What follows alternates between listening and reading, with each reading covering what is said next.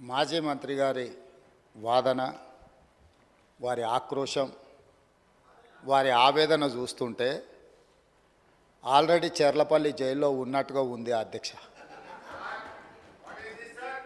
ఎందుకంటే ఎందుకంటే ఎందుకంటే జ్యుడిషియల్ ఎంక్వైరీ ఆర్డర్ ఇచ్చినప్పుడు జ్యుడిషియల్ ఎంక్వైరీ ఆర్డర్ ఇస్తామని మేము అనలేదు అధ్యక్ష. ఇదే సభలో మంత్రివర్యులు కోమటిరెడ్డి వెంకటరెడ్డి గారు కొన్ని అంశాలను ప్రస్తావించినప్పుడు మా నిజాయితీని మేము నిరూపించుకుంటాం, సత్యహరిశ్చంద్రుడు ఆ వంశంలోనే మేము ఉన్నాం, సత్యహరిశ్చంద్రుడు తర్వాత మా నాయకుడు చంద్రశేఖర్ రావే సత్యహరిశ్చంద్రుడి అవతారంలో కలియుగంలో జన్మించిండు, కాబట్టి మీరు ఎంక్వైరీకి ఆదేశాలు ఇవ్వండి అని చెప్పి ఆ సభ్యుడే అడిగిండు అధ్యక్ష.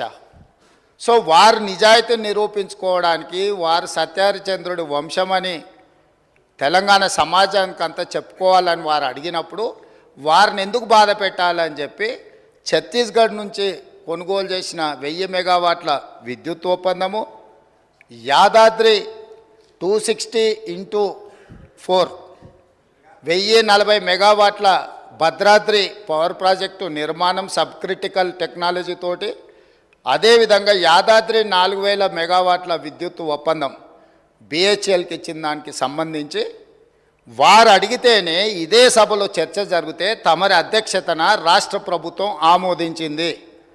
ఎప్పుడైతే మేము ఆమోదించి విచారణకు జ్యుడిషియల్ ఎంక్వైరీ కోసం చీఫ్ జస్టిస్ ఆఫ్ తెలంగాణకు లెటర్ రాస్తే సిట్టింగ్ జడ్జిలను కేటాయించలేం, రిటైర్డ్ జడ్జిలతో మీరు విచారణ చేసుకోండి అని కోర్టు నుంచి మాకు సమాచారం అందిన తర్వాత జస్టిస్ ఎల్ నరసింహారెడ్డి గారిని మేము నియమించినాం అధ్యక్ష. వారు విచారణ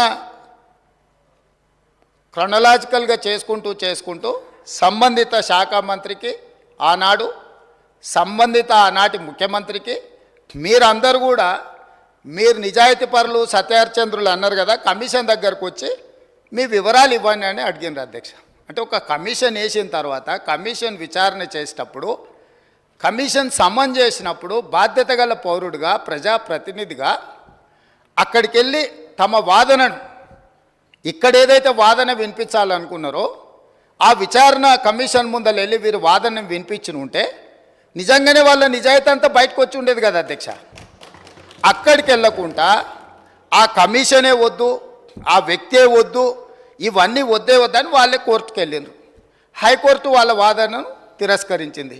సుప్రీంకోర్టుకు వెళ్ళిండ్రు. సుప్రీంకోర్టు ఏమన్నది, విచారణ కొనసాగించాల్సిందే, విచారణని మీరు క్వాష్ చేయమని అడిగిన అది కుదరదు, కాకపోతే మీకు అభ్యంతరం వల్ల ఆ కమిషన్ చైర్మన్గా వ్యవహరిస్తున్న వ్యక్తి పట్ల మీకు ఏమైనా అభ్యంతరాలు ఉంటే వ్యక్తిని మారుస్తున్నాము అని చెప్పి సుప్రీంకోర్టు మార్చడానికి ప్రభుత్వాన్ని కూడా అడిగింది. మీ ఆలోచన ఏందని?